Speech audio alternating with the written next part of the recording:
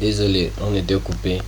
Alors donc je disais qu'on va prendre le total, voilà, ici, divisé par 3 puisque vous avez le premier 1, 2, 3. Donc divisé par 3. Et ça nous donne la moyenne. Donc voilà, vous avez ces deux possibilités.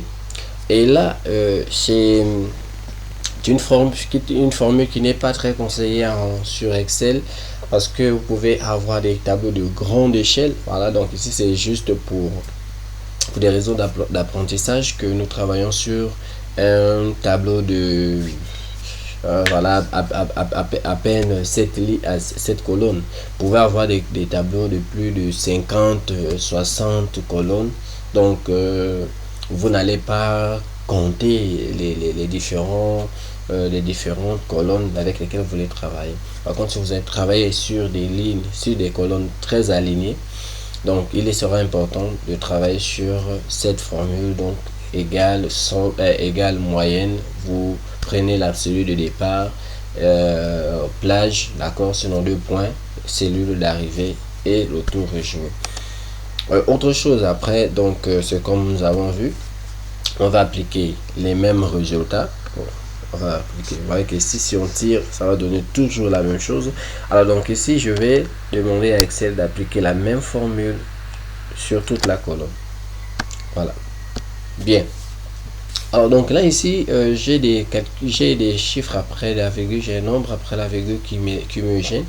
Comment réduire ceci? Donc je vais mettre par exemple 0, je vais mettre 43, peut-être 33 ou 3.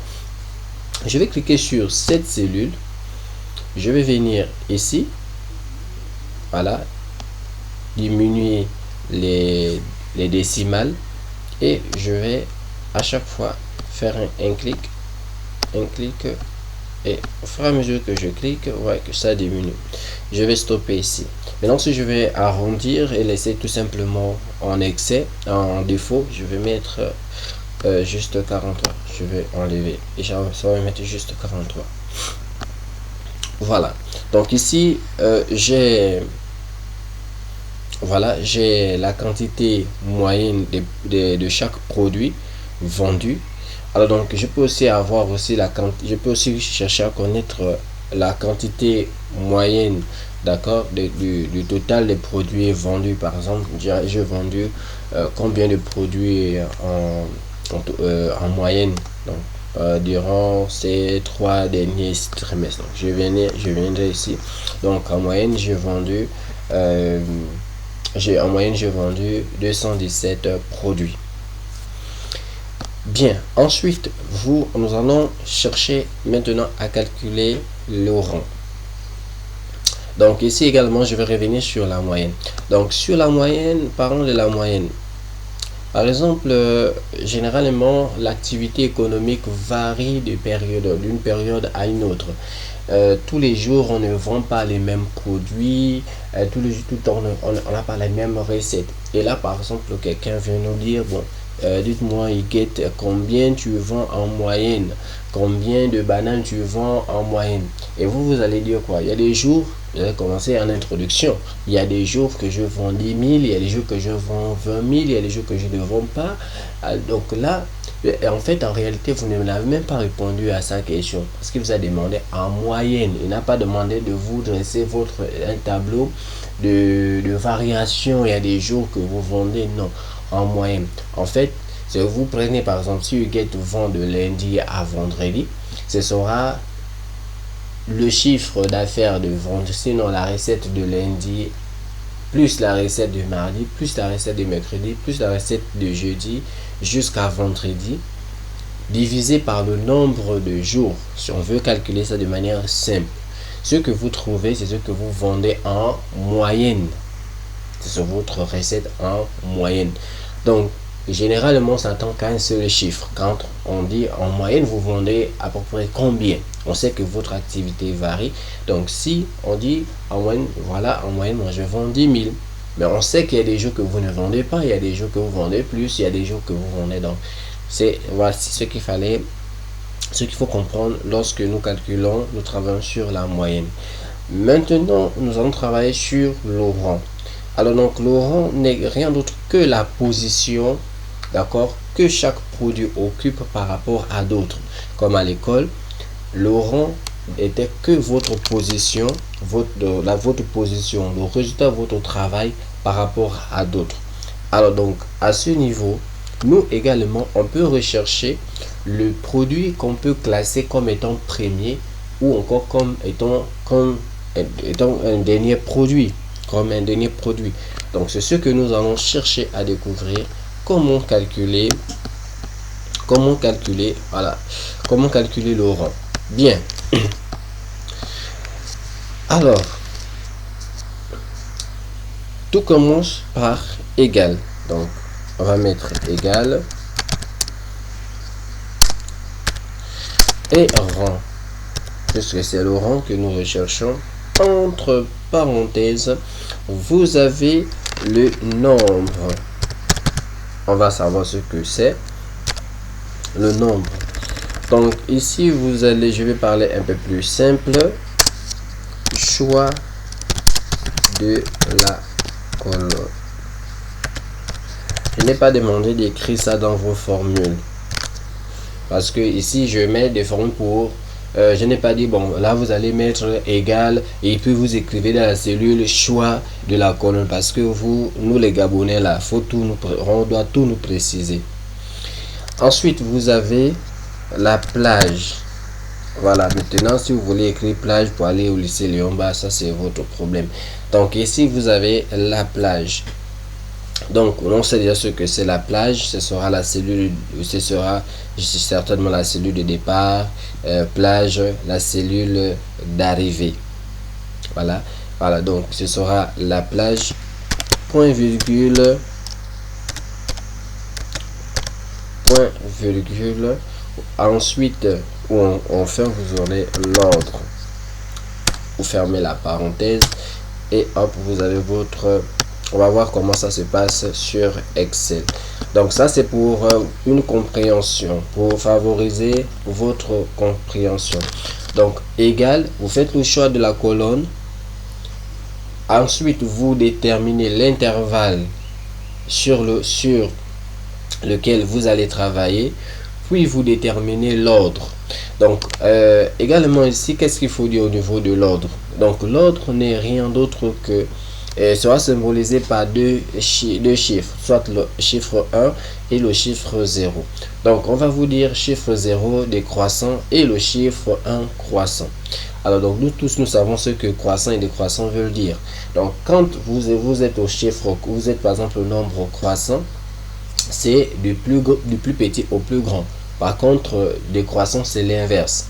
Alors donc décroissant, lorsqu'on va choisir le chiffre 0 décroissant, ça veut dire quoi? Ça veut dire Excel ira rechercher le premier, ira rechercher la plus grande, le premier chez dans la plage, en fait, c'est-à-dire chez l'élément, d'accord, sur l'élément qui a la plus grande valeur. C'est un peu comme on est à l'école, le premier c'est celui qui a la plus grande moyenne, le premier c'est celui qui a la plus grande note. Voilà. Par contre, si on chiffre 1, on clique sur 1, on choisit le chiffre 1, l'ordre 1. Ici, le premier sera celui qui a la plus petite valeur. D'accord? C'est comme un peu, genre dans une famille, on place le premier, le plus petit. On place le plus petit, on place le plus petit devant. C'est celui qui est plus petit. Si on veut ranger, on va mettre le plus petit devant.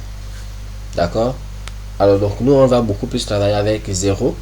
C'est-à-dire par ordre décroissant, parce qu'on va toujours aller rechercher le produit qui a par exemple, la plus grande valeur. Par exemple, ça peut arriver. Vous pouvez travailler sur le rang si vous travaillez par exemple dans les établissements, par exemple, les établissements scolaires. Vous pouvez également travailler sur le rang, par exemple pour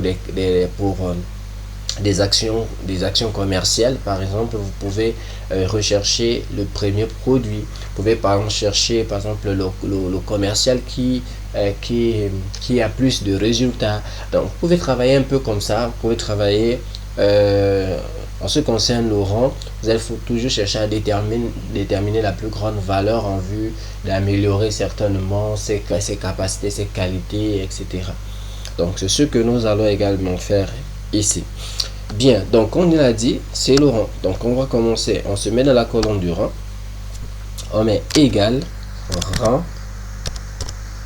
on peut également le faire ensemble, hein, rang. Alors donc ici je suis au niveau du choix de la colonne. Avec quelle colonne je souhaite travailler? Je vais travailler soit avec la moyenne, soit avec le total, soit avec le troisième trimestre, soit avec le deuxième trimestre, soit avec le premier trimestre. Donc il s'agit d'où?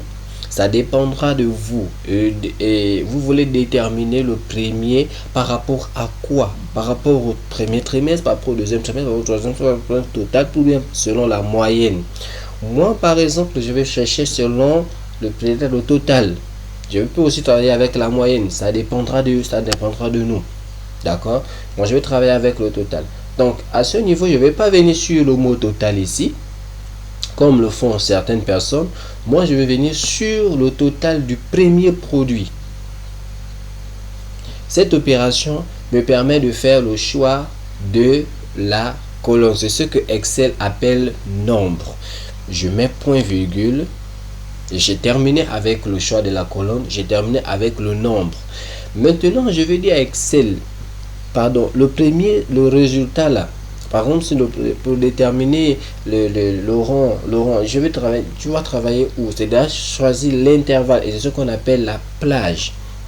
Je vais lui dire, tu vas commencer à me déterminer la position. Là, je cherche la position des lampes par rapport à qui? Par rapport à d'où? Par rapport à quel intervalle? Si je veux parler un peu plus soutenu, donc par rapport à quel intervalle? Donc je vais dire, tu vas prendre depuis son résultat lui-même, tu prends jusqu'à la banane. Je pouvais aussi m'arrêter au manioc. Je pouvais juste m'arrêter voilà, c'est-à-dire par rapport aux deux, qui est premier parmi les deux. Donc je prends cet intervalle, je prends cette plage. Donc lui, il ira rechercher les résultats. D'accord? Il ira rechercher les résultats à l'intérieur, d'accord, de cet intervalle. Et je mets point virgule. J'ai terminé avec la plage. Voilà, donc vous vous souvenez ici, on a dit soit 0 décroissant ou encore un croissant. Donc je vais mettre 0. Voilà, je vais mettre 0 et je ferme la parenthèse. Hop. Alors donc, je vais voir si c'est vrai. Je viendrai ici, je vais dire Excel applique le même résultat pour les autres. D'accord. Et je tire. Alors donc, sauf que vous avez quelque chose qui n'est pas totalement vrai. Parce que je ne peux pas avoir trois personnes qui soient troisième et une personne qui soit deuxième. Il n'y a pas de premier, il n'y a rien. Tout simplement parce qu'il y a eu une erreur dans la formule. Alors donc l'erreur se situe à quel niveau? Tu es produite à quel niveau? Donc ici, vous avez vu que quand on a tiré, Excel a reproduit les mêmes résultats. Donc ici, qu'est-ce qu'il faut faire? Il faut, vous voyez cette partie, c'est encadré en rouge. Donc vous vous souvenez de la plage que nous avons également, la plage que nous avons choisie. Sauf que ici, il n'y a plus rien. Et donc là, Excel calcule le rang à partir du néant. Donc à partir de là, il y a erreur. Donc pourquoi? L'erreur se produit lorsque nous avons tiré, puisque nous avons demandé à Excel de faire la même chose. À ce niveau, qu'est-ce que nous allons faire? Nous revenons dans la formule. Nous revenons sur la formule et nous allons bloquer les cellules. Donc nous allons mettre un verrou sur des cellules. Donc ce verrou se fait sur la touche $. Donc, je vais mettre ici, vous allez chercher le S. Je viens entre le ici, par le E et 13, je mets la touche $. Voilà. Alors donc, une fois que je l'ai fait, hop, je peux maintenant tirer. Voilà. Et le résultat est corrigé. Donc, vous voyez ici, même si je viens ici, c'est par rapport toujours à cet intervalle. Je viens ici, c'est toujours par rapport à cet intervalle. Bien, donc, on se voit tout à l'heure pour la fonction ci.